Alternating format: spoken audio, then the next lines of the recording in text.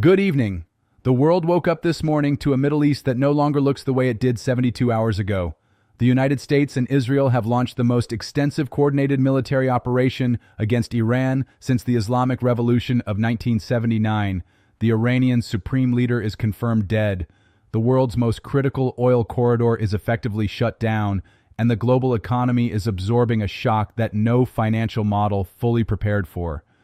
We are reporting live on the ground developments as they come in, cross-referencing multiple international sources including Reuters, Bloomberg, Al Jazeera, the Associated Press, and direct statements from U.S. Central Command, the Israeli Defense Forces, and the Iranian government. This is your complete news report on the U.S.-Iran war, the global market fallout, and what happens next. Before we continue, if you are watching this and you understand the gravity of what is unfolding, please hit the like button right now. This report needs to reach as many people as possible.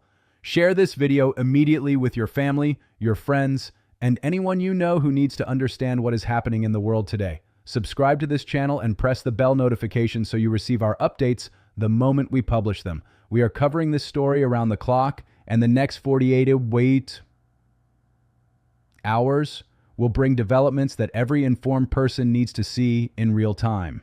Now let us go straight to the news. Breaking. Operation Epic Fury. What we know. At approximately 9:47 p.m. Eastern Time on Saturday, February 28, 2026, U.S. B-2 Spirit stealth bombers launched from Whiteman Air Force Base in Missouri completed a round-trip mission of over 14,000 miles and dropped 2,000-pound bunker-busting GBU-57 massive ordnance penetrator bombs on Iran's most fortified underground nuclear and ballistic missile facilities. Simultaneously, the Israeli Air Force launched its largest single-night bombing campaign in its history, with over 200 aircraft conducting strikes across 300 designated targets inside Iranian territory. The two operations were coordinated in real time through a joint command center established in Qatar, with U.S. CENTCOM Commander General Michael Kurilla overseeing the overall operation from the Combined Air Operations Center at Al Udeid Air Base. U.S. Secretary of Defense Pete Hegseth confirmed the operation in a statement released at 11:15 p.m. Eastern on Saturday, saying the United States military conducted precision strikes against Iranian military targets that directly threatened American personnel and interests in the region. He described the operation as limited, targeted, and successful, while acknowledging it was conducted in coordination with Israeli Defense Forces. He said further details would be provided when operationally appropriate. Israeli Prime Minister Benjamin Netanyahu addressed the Israeli Knesset at 6 a.m. local time Sunday morning, describing the strikes as a historic moment for the security of Israel and the world, and stating that after decades of existential threat, Israel and its American partners had taken decisive action to ensure Iran could never threaten the region with nuclear weapons or ballistic missiles again. He confirmed that over 1,000 individual targets had been struck in the first 24 hours of the operation. What U.S. and Israeli forces targeted across those 1,000-plus strike points spans nearly the entire architecture of Iran's military and nuclear capability. The Fordo fuel enrichment plant near Qom, buried 80 to 90 meters underground beneath a mountain, was struck multiple times with GBU-57 penetrating munitions. The Natanz nuclear enrichment complex, Iran's largest, was struck extensively. The Parchin military complex near Tehran, where Iran has historically conducted high explosives testing related to nuclear weapons development, was destroyed. All major ballistic missile production facilities that the Pentagon had mapped over 2 decades of intelligence gathering were targeted. IRGC Navy headquarters and command centers were struck. Iran's air defense network was systematically dismantled in the opening hours to allow subsequent strike waves to operate with minimal resistance. And communications infrastructure used by the IRGC command structure was disrupted using a combination of electronic warfare and physical strikes. Iranian state broadcaster IRIB went off air for approximately 90 minutes at 3 a.m. Tehran time on Sunday. When it returned to the air, it broadcast Quranic verses and somber music, the traditional signal in Iranian state media of the death of a senior official. At 7:23 a.m. Tehran time, IRIB confirmed that Supreme Leader Ayatollah Ali Khamenei, 86 years old and the leader of the Islamic Republic since 1989, had been killed in strikes targeting his official residence and command bunker in northeastern Tehran. Morning scenes erupted across Iranian cities within minutes of the announcement. In the capital, thousands of people gathered in Vali-e-Asr Square, weeping publicly. Black banners appeared across government buildings nationwide. Revolutionary Guard commanders appeared on state television in tears, pledging that the revolution would continue and that the blood of the supreme leader would be avenged. The Iranian response: missiles, drones, and regional escalation. Iran's military response began within 4 hours of the confirmation of Khamenei's death and was rapid, wide-ranging, and in several cases devastatingly effective against its targets. The Islamic Revolutionary Guard Corps Aerospace Force launched over 500 ballistic missiles and attack drones in coordinated salvos targeting 9 countries simultaneously, representing the largest single Iranian missile barrage in the history of the Islamic Republic. In the UAE, which maintains close economic and security ties with the United States and had denied Iran access to its airspace for U.S. military operations, at least 3 Iranian ballistic missiles penetrated UAE air defenses and struck targets in Dubai and Abu Dhabi. Fires broke out at the Jebel Ali port, the largest container port in the Middle East and one of the 10 busiest ports globally, handling approximately 15 million containers per year. The iconic Burj Al Arab Hotel, one of the most recognizable buildings in the world, was struck by debris from an intercepted missile, causing a fire on the 38th and 39th floors that was extinguished after 4 hours. Dubai International Airport suspended operations for 12 hours due to the proximity of missile impacts, disrupting approximately 240,000 passengers who transit through the airport every day. In Bahrain, Iranian missiles struck Manama's financial district and targeted the headquarters of the United States Navy's 5th Fleet at Naval Support Activity Bahrain in the Jufair area. The 5th Fleet is the command responsible for all U.S. naval operations in the Persian Gulf, the Red Sea, the Gulf of Oman, and parts of the Indian Ocean. 3 American service members were killed, and 9 were wounded in the strike on the 5th Fleet headquarters, representing the first American combat fatalities of the conflict. President Trump confirmed the deaths in a statement from the White House Situation Room, saying these brave Americans gave their lives defending freedom, and I promise you, their sacrifice will not be in vain. Iranian drone strikes also hit Bahrain International Airport, closing it to commercial traffic for 24 hours. In Saudi Arabia, Houthi forces in Yemen, emboldened by the Iranian strikes and acting in coordination with Tehran's military operations, launched a wave of missiles and drones targeting the Abqaiq oil processing facility, the largest crude oil stabilization complex in the world, responsible for processing approximately 7% of global daily oil supply. Saudi air defenses intercepted the majority of the incoming projectiles, but at least 2 strikes penetrated defenses and caused damage to peripheral infrastructure. Saudi Aramco confirmed operations at Abqaiq were disrupted and said it was assessing damage and working to restore normal processing capacity, language that oil traders interpreted as a significant production hit. In Qatar, home to the largest U.S. military base outside the continental United States, Al Udeid Air Base was targeted by Iranian ballistic missiles. U.S. and Qatari air defenses intercepted all inbound missiles, but the strikes forced a temporary suspension of air operations at the base, interrupting the command and control infrastructure that had been managing the ongoing U.S.-Israeli strike campaign over Iran. Operations resumed within 6 hours. In Israel, Hezbollah launched its most intense missile barrage since the summer of 2024 in coordination with Iran's response, firing over 300 rockets and missiles from southern Lebanon, targeting Haifa, Acre, and northern Israeli communities. Israel's Iron Dome and Arrow defense systems intercepted approximately 85% of incoming projectiles, but 10 Israelis were killed in strikes that penetrated defenses, including a direct hit on an apartment building in Haifa that killed 6 civilians. The Israeli Defense Forces responded with immediate and sustained airstrikes on Hezbollah launch sites, command infrastructure, and weapons depots across southern Lebanon. The Strait of Hormuz, the world's oil supply, is now at risk. At 6:15 a.m. Tehran time on Sunday, March the 1st, the Islamic Revolutionary Guard Corps Navy broadcast the following message on VHF Emergency Channel 16 to all commercial shipping in the Persian Gulf. This is the Islamic Revolutionary Guard Corps Navy. All vessels are prohibited from transiting the Strait of Hormuz until further notice. Any vessel attempting to transit will be considered a hostile actor. The IRGC Navy then deployed fast attack craft, naval mines, and anti-ship missile batteries along the strait's northern coastline, effectively closing the corridor to commercial traffic.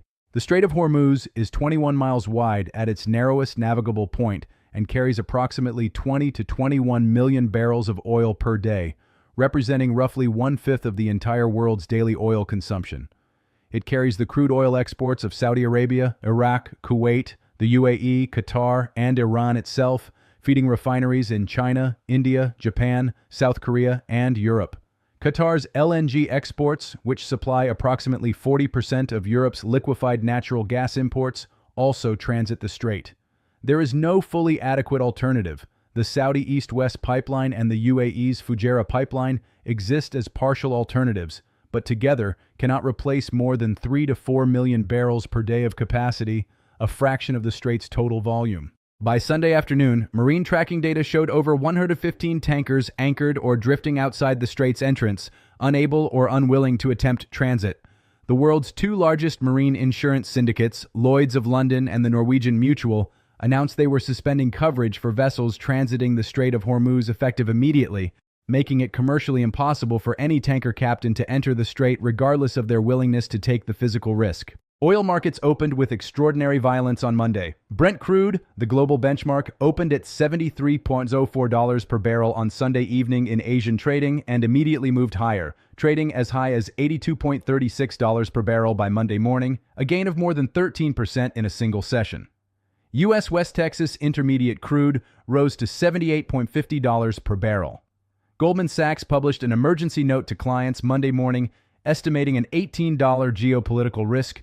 Premium was already embedded in Brent crude prices and warning that prices could reach $95 to $100 per barrel if the strait closure lasted beyond 2 weeks. Morgan Stanley raised its Brent crude price forecast to $85 per barrel for the second quarter of 2026 in a note published Sunday evening, saying the Hormuz situation represented a genuine and sustained supply disruption rather than a transient risk event. The energy market implications cascade beyond crude oil prices. Natural gas prices in Europe surged 18% on Monday, following the news that Qatari LNG shipments through Hormuz were suspended. European gas storage levels are at 32% capacity heading into the spring refill season, well below the 5-year average of 47% at this time of year, meaning any sustained disruption to Qatari LNG supplies arrives at the worst possible moment for European energy security. UK energy regulator Ofgem issued a statement Sunday evening, saying it was monitoring the situation closely and working with suppliers to assess potential impacts on British consumers. Markets. In freefall, the global financial response. The global financial market reaction to Operation Epic Fury was swift, severe, and encompassed every major asset class simultaneously in a way that market strategists describe as a classic risk-off shock, but at an intensity level that has not been seen since the early days of the COVID-19 pandemic in March 2020. Asian equity markets were the first to react when they opened Sunday evening. Japan's Nikkei 225 fell 3.8% in the first hour of trading. South Korea's Kospi index dropped 4.2%, its largest single-session decline in 14 months. Hong Kong's Hang Seng index fell 3.1%. Australian equities fell 2.4%. In the foreign exchange market, the Japanese yen, traditionally the world's premier safe haven currency, surged to its strongest level against the US dollar in 9 months as investors unwound carry trades and moved to safety. The South Korean won fell sharply given South Korea's extreme dependency on Persian Gulf oil imports. European markets opened sharply lower Monday morning. Germany's DAX fell 2.9% in the opening 30 minutes of trade. France's CAC 40 dropped 3.1%. The UK's FTSE 100, which has more energy sector weighting than other European indices and therefore benefits partially from higher oil prices, fell a more modest 1.4%. European airline stocks were decimated. Ryanair fell 8.3%. Lufthansa fell 7.1%. Air France KLM dropped 9.2%. The logic was straightforward and brutal. Airlines are among the most oil-dependent businesses on Earth, and a sustained 13% spike in Brent crude landing on top of already tight margins was an existential profitability threat. U.S. equity index futures pointed to a sharp lower open on Wall Street. S&P 500 futures were down 2.1% ahead of Monday's open.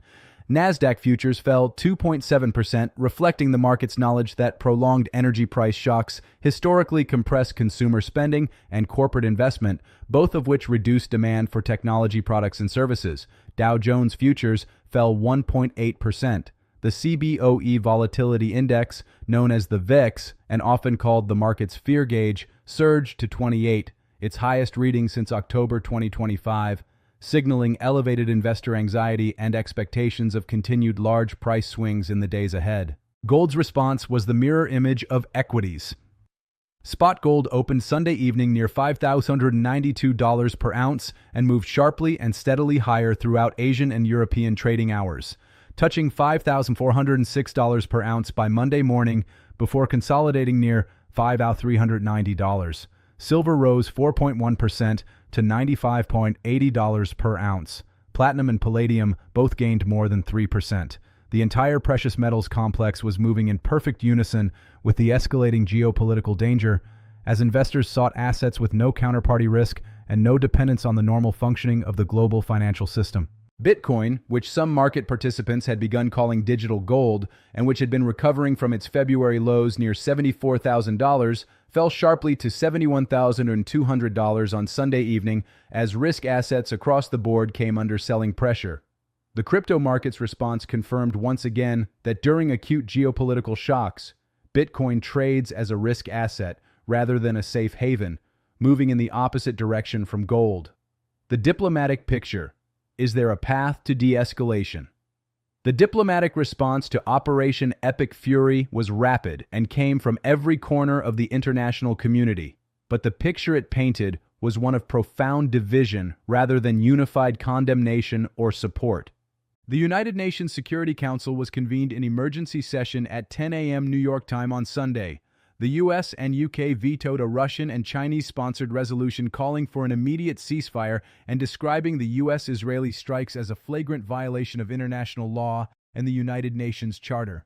The U.S. ambassador to the UN, Linda Thomas-Greenfield, defended the strikes as legitimate self-defense under Article 51 of the UN Charter, saying the United States acted to prevent an imminent nuclear threat that would have endangered millions of lives.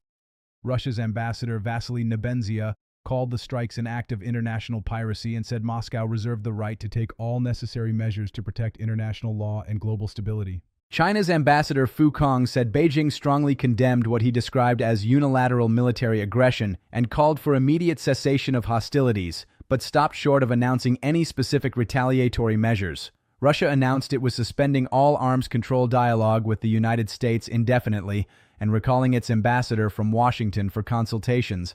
However, analysts at the Carnegie Endowment for International Peace noted that Russia's response, while harsh in language, contained no concrete military commitments to Iran, reflecting Moscow's own complicated relationship with Tehran and its prioritization of its ongoing position in Ukraine. China, as the largest single buyer of Iranian crude oil under sanctions-busting arrangements, faces enormous economic pressure from the Hormuz closure. Chinese refineries that rely on Iranian oil are now cut off from those supplies simultaneously. Beijing faces the uncomfortable position of condemning the strikes, while privately recognizing that a post-Khamenei Iran under new and potentially more pragmatic leadership might actually be easier to do business with than the existing theocracy. Chinese Foreign Minister Wang Yi spoke with Iranian Foreign Minister Araghchi by phone Sunday and pledged diplomatic support, but made no military commitments. The Gulf Arab states, most of which privately share Israel's alarm about Iranian nuclear ambitions despite their public diplomatic postures, issued carefully worded statements calling for de-escalation without explicitly condemning the U.S.-Israeli operation. Saudi Arabia's statement said it called on all parties to exercise maximum restraint and avoid actions that could lead to broader regional instability. The phrasing was notable for what it did not say. It did not describe the strikes as illegal. It did not demand U.S. withdrawal, and it did not offer Iran any public solidarity. European allies were divided. The United Kingdom confirmed that U.S. forces used British Diego Garcia Air Base in the Indian Ocean for logistical support of the operation, and that Prime Minister Starmer had been briefed in advance. France expressed alarm and called for immediate humanitarian access to assess civilian casualties in Iran. Germany's Foreign Minister Annalena Baerbock said the strikes were deeply concerning and could destabilize the entire region. But none of the European allies took concrete steps to impose costs on the United States or Israel for the operation. Looking ahead, the next 72 hours. As of Monday morning, March 2, 2026, the military and diplomatic situation remains in its most volatile and unpredictable phase.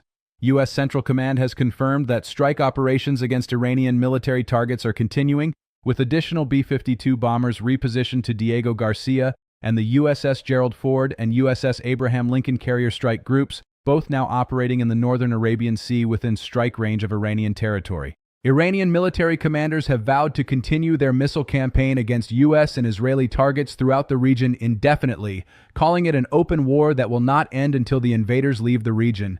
The three-member council governing Iran in the absence of a supreme leader has not yet indicated whether any individual from within the existing leadership structure is being elevated to a role of supreme authority, creating genuine uncertainty about who holds decision-making power over Iran's military operations and whether a negotiated ceasefire is even theoretically possible in the short term. President Trump, speaking from the White House Rose Garden Monday morning, said he expected the conflict to be over within 4 weeks. He said Iran's military has been devastated and its nuclear program has been set back by a minimum of 15 to 20 years.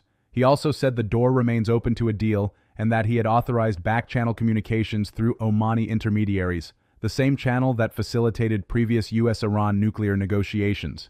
He said Iran's remaining leadership knows what they need to do and that he hoped they would choose the right path. For the global economy and for every investor and citizen watching this unfold, the story of the next 72 hours will be written in 3 places. In the Strait of Hormuz, where the first tanker to attempt a successful transit since the IRGC closure order will signal whether the most critical supply bottleneck in the global energy system is beginning to reopen. In the gold market, where a break above $5,430 per ounce on sustained volume would signal that investors are pricing in a multi-week conflict rather than a rapid resolution. And in Washington, where the back-channel communication that Trump referenced Monday morning will either produce the first sign of a diplomatic path forward or confirm that this war is entering a second and more dangerous phase with no clear end in sight. This has been your complete news report on the U.S.-Iran war, Operation Epic Fury, and the global financial fallout as of March 2, 2026. We will continue to update this story as new information becomes available. If this report gave you clarity in a moment of genuine global uncertainty, please like this video, share it with everyone who needs to understand what is happening, and subscribe with the bell notification so you receive our next update the moment it goes live. Stay informed, stay safe, and we will see you in the next report.